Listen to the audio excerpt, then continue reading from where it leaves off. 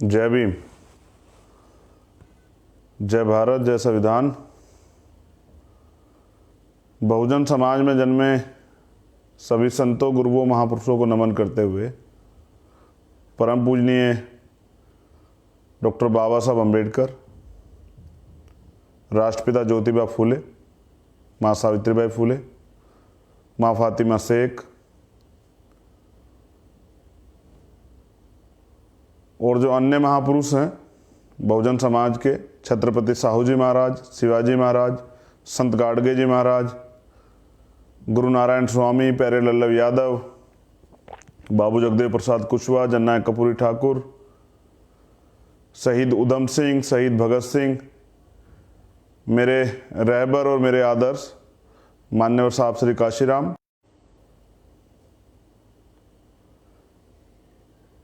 संघर्ष का दौर जारी है। संत श्रोमणी सतगुरु रविदास जी महाराज, भगवान वाल्मीकि महाराज, गुरु नानक देव, संत कबीर, गुरु घासीदास जी महाराज और अन्य जो हैं बहुत से महापुरुष इस बहुजन समाज में हुए हैं जिन्होंने परिवर्तन की लड़ाई लड़ी। जो सामाजिक आर्थिक गैर बराबरी यहाँ थी, जो शोषण यहाँ था, उसके खिलाफ लड़ाई लड़ी है। देश की आज़ादी की लड़ाई लड़ी है। लेकिन आज का जो लाइव है उसका विषय मैंने आपको बता दिया है कि बहुजन राजनीति की दिशा और दशा। और एक जरूरी सूचना जो है आप लोगों को देनी है, जैसे कि कल मुरैना में सुमावली एक विधानसभा है 5 नंबर, उस पर उपचुनाव है और वहाँ सभा है। आप सब लोग पहुँचे वहाँ। जो आज़ाद समाज पार्टी की प्रत्याशी हैं हमारी बहन, उनके चुनाव के संबंध में वो सभा है। भीम आर्मी की टीम वहाँ बहुत मजबूती से लगी हुई है। हमारे राष्ट्रीय कमेटी के लोग भी वहाँ कार्य कर रहे हैं। तो कल मैं उस सभा में पहुँचूँगा। उसके बाद अन्य प्रोग्राम है, परसों हरियाणा में प्रोग्राम है। 1 तारीख को बुलंदशहर में रोड शो है। बिहार में भी इलेक्शन चल रहे हैं। बहुत मजबूती से वहाँ पीडीए गठबंधन चुनाव को लड़ रहा है। अब मैं जो विषय आज का है उस पर आपसे चर्चा कर लूं, अपनी बात रख दूं। ये मेरी जिम्मेदारी है कि मैं जब हूं और मान्यवर काशीराम साहब और बाबा साहब का कारवा जब है तो किसी की भी तरह की निराशा, हताशा नहीं होनी चाहिए। जब तक भीम आर्मी और आज़ाद समाज पार्टी है, युवाओं में और मिशनरियों में, हमारी माताओं बहनों में किसी भी तरह की निराशा नहीं होनी चाहिए। देखिए, बहुजन आंदोलन का सबसे मुश्किल दौर चल रहा है। राजनीतिक रूप से हम लोग बहुत कम, बहुजन आंदोलन बहुत कमजोर हो गया है, सच भी है। लेकिन जब मैं पूरे देश में कहीं भी जाता हूं और युवाओं का जोश देखता हूं, उनका संकल्प देखता हूं, उनका दृढ़ निश्चय देखता हूं, जिस तरह से अपने महापुरुषों के आंदोलन को आगे बढ़ाने की क्षमता, ईमानदारी, संघर्ष की भावना उनके अंदर देखता हूं, तो मुझे लगता है कि नहीं, उतार चढ़ाव होते रहते हैं। अभी तो शुरुआत है। देश भी जब आजाद हुआ तो नौजवानों ने इसकी जिम्मेदारी अपने कंधे पे उठाई थी और कुर्बानियां दी थी, तब जाके देश आजाद हुआ था। मैं एक बात की तरफ आपका ध्यान आकर्षित करता हूं। इस देश में हमारा संघर्ष किससे है और क्यों है? हमारा संघर्ष किस लिए है, ये आप सब लोग बेहतर जानते हैं। परिवर्तन की लड़ाई इतनी आसान लड़ाई नहीं है। इसके लिए हमारे महापुरुषों ने कुर्बानियां दी हैं, बलिदान दिया है, संघर्ष किया है, तमाम तरह के अपमान सहे हैं, लाठियां खाई हैं, मुकदमे झेले हैं। परिणाम उनको उम्मीदें थी, जैसा बाबा साहब ने भी कहा कि बड़ी मुश्किल से मैं इस कारवा को यहां तक लेके आया हूं, अगर आप इसे आगे नहीं ले जा सकते तो इसे पीछे मत जाने देना। ये रोते बात बाबा साहब ने कही थी। साथी देख रहे हैं हमारे, तो ये संघर्ष की बिसात है। ये किया है हम लोग, कोई नए लोग नहीं, हमसे पहले हमारे महापुरुषों ने किया है। तमाम तरह के बलिदान दिए हैं। बाबा साहब ने अपने 4 बच्चों का बलिदान दिया। मान्यवर काशीराम साहब ने आजीवन जो है संघर्ष किया, उनके साथ हजारों लोगों ने संघर्ष किया, तब जाके बहुजन समाज को, गरीबों को राजनीति करने का मौका मिला। मगर सवाल यह है, आप आज की जो हालात हैं वर्तमान में बहुजन राजनीति के, आप समझ गए होंगे कि आज़ाद समाज पार्टी बनाने की जरूरत क्यों पड़ी। क्योंकि कोई भी राजनीतिक दल हो, सभी राजनीतिक दलों ने वैचारिक आंदोलन खत्म कर दिया है और अपनी राजनीतिक महत्वाकांक्षा को या अपनी राजनीति को आगे बढ़ाने के लिए उन्होंने किसी भी तरह के सिद्धांत को खत्म कर समझौते की राजनीति को शुरू कर दिया है। लेकिन बहुजन आंदोलन तो हमेशा संघर्ष पर जिंदा रहा है। हमारी लड़ाई तो परिवर्तन की थी, सिर्फ सत्ता की थोड़ा ही थी। सामाजिक परिवर्तन, आर्थिक मुक्ति का आंदोलन, सामाजिक गैर बराबरी खत्म करने की लड़ाई थी हमारी। और जिसके लिए अगर आज आप पूरे देश में कहीं देखेंगे तो भीम आर्मी और आजाद समाज पार्टी के लोग बड़ी मजबूती से इस लड़ाई को लड़ रहे हैं। मैं किसी की आलोचना करने के लिए नहीं आया हूं, मुझसे आलोचना नहीं होती है। हाँ, मेरा विरोध है कि जिनसे संघर्ष होता है उनसे समझौता नहीं होता। हमारा संघर्ष है इस देश में उस व्यवस्था से जो व्यवस्था इस देश को कमजोर कर देना चाहती है, जिस व्यवस्था ने तमाम तरह के ऐसे कानून बनाए सत्ता में आते ही, चाहे वो हमारे आरक्षण के खिलाफ हो, चाहे वो हमारे SC/ST एक्ट के खिलाफ हो, चाहे सरकारी डिपार्टमेंट खत्म करके किए गए हों, चाहे पूंजीपतियों को लाभ देके किया गया हो, चाहे एजुकेशन पॉलिसी पे हमला किया गया हो, चाहे प्रमोशन में रिजर्वेशन कैंसिल किया गया हो। जो मूलभूत अधिकार है उनसे, उनको हमें, जब बिहार में जाने के बाद मैंने देखा, उन मूलभूत अधिकारों से दूर रख के आर्थिक रूप से कमजोर करके उस षड्यंत्र को जिंदा रखा गया हो। जिस तरह से हमारे संघर्षी लोगों की हत्या कराई जाती है, ये उसका एक बड़ा पार्ट है। तो कोई राजनीतिक दल हो, चाहे वो बीजेपी हो, कांग्रेस हो, समाजवादी पार्टी हो, बहुजन समाज पार्टी हो, आम आदमी पार्टी, तमाम जो लोग हैं वो राजनीति कर रहे हैं, उनको बहुजन मूवमेंट से कोई लेना देना नहीं है। और वो बाबा साहब की विरासत को और काशीराम साहब के सपने को आगे बढ़ा भी नहीं सकते हैं। आप ये बेहतर जानते हैं, मुझे कहने की जरूरत नहीं है। जैसा मैंने पहले कहा कि उस व्यवस्था के खिलाफ विरोध है जिसने इतने लंबे समय तक हमारे अधिकारों से वंचित रखा। उनके पाले में खड़े होकर कभी जो है अपनी हक की लड़ाई नहीं लड़ी जाती। अगर ऐसा होता तो 131 MP हैं अभी SC/ST के। जब आर्थिक आधार पर आरक्षण लागू किया जाता है, जब नागरिकता छीनने के लिए CNPR NRC जैसे काले कानून बनाए जाते हैं, जब प्रमोशन में रिजर्वेशन का बिल फाड़ दिया जाता है,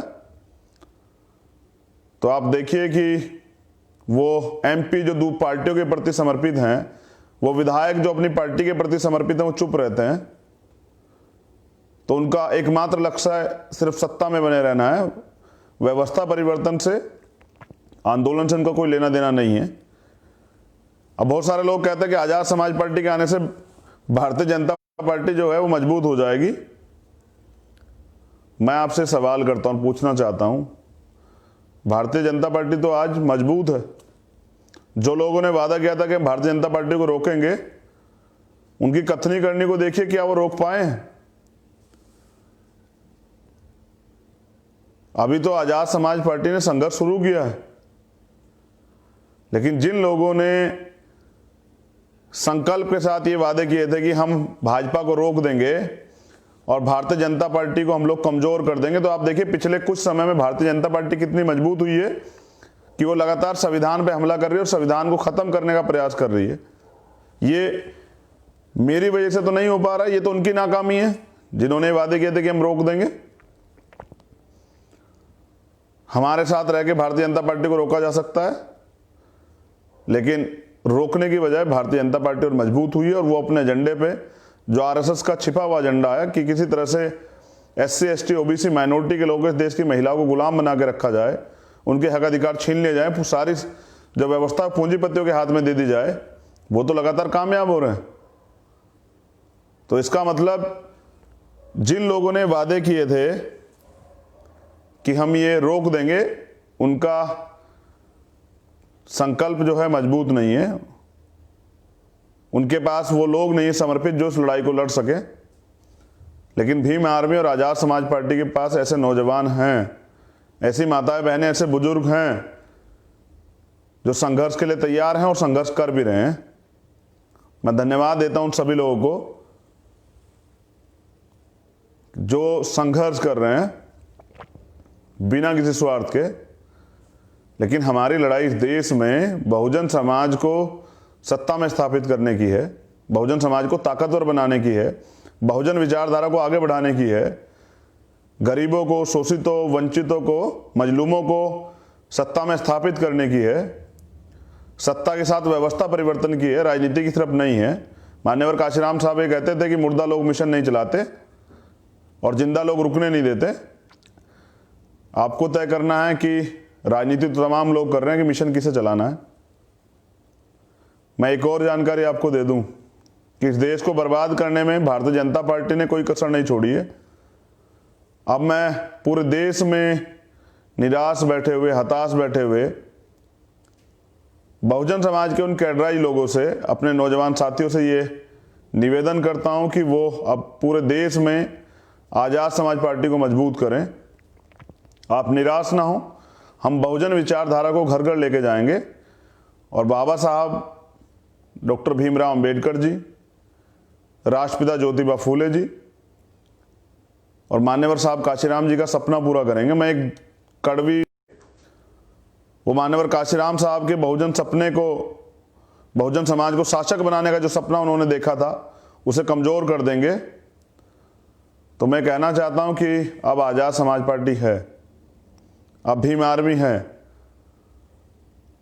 और जब तक इस देश में भीम आर्मी और आज़ाद समाज पार्टी के कार्यकर्ता हैं, तब तक बहुजन आंदोलन को कोई नहीं निकल सकता है। सभी पार्टियों का आंदोलन जो है वो सर्जन हिताय सर्जन सुखाय है। आज़ाद समाज पार्टी और भीम आर्मी का आंदोलन जो है वो बहुजन हिताय और बहुजन सुखाय है। और ये मेरा नहीं है, ये तथागत बुद्ध से लेके संत श्रोमणी सतगुरु रविदास जी महाराज, भगवान वाल्मीकि महाराज, गुरु नानक देव, संत कबीर, बिरसा मुंडा, ये हमारे महापुरुषों का सपना है। ये मान्यवर साहब श्री काशीराम का सपना है, मेरा सपना नहीं है। मैं तो उनके सपने के लिए समर्पित हूं।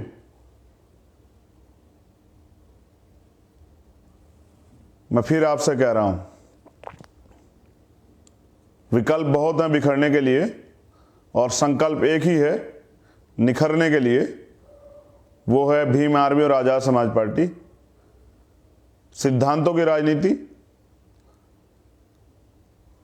धर्म और राष्ट्रवाद की झूठी राजनीति से ऊपर उठ के बहुजन अधिकारों की राजनीति, समता, समानता, बंधुत्व, भाईचारे की राजनीति और इस लड़ाई को आगे बढ़ाने की, गैर बराबरी के खिलाफ जो संघर्ष उसको आगे बढ़ाने की राजनीति, जो लोकतंत्र में इतने लंबे समय तक जो अधिकार हमें नहीं मिले हैं, आज आप देख लीजिए उन अधिकारों को दिलाने की, अंतिम व्यक्ति को भी सत्ता का लाभ देने की जो है राजनीति समझिए, आंदोलन समझिए, वो भीम आर्मी और आज़ाद समाज पार्टी है। पूरे देश में जो स्पेशल दलित समाज के, बैकवर्ड के, माइनॉरिटी के जो अधिकारी कर्मचारी हैं, शेड्यूल ट्राइब के जो आदिवासी जो अधिकारी कर्मचारी हैं, वो तमाम सरकारें, चाहे बीजेपी की हो, कांग्रेस की हो, अन्य किसी पार्टी की सरकार हो, वो जिस तरह का व्यवहार उनके साथ हो रहा है, जिस तरह से उनको मजबूरी में नौकरी करनी पड़ रही है, जिस तरह से रोज उनका अपमान होता है और उनको किसी अच्छी जिम्मेदारी को पे भी नहीं रखा गया, जिस तरह से उनको जो है बेबस किया गया है, मैं उन सभी अधिकारी कर्मचारियों से भी निवेदन करता हूं कि मान्यवर काशीराम साहब आप पे बहुत भरोसा करते थे और उन्होंने ये भी कहा कि आप समाज की रीढ़ हैं। मैं आपसे भी निवेदन करता हूं कि अब वो जो थिंक टैंक घर बैठा हुआ निराश है, वो आजाद समाज पार्टी को मदद करे, भीम आर्मी को मदद करे,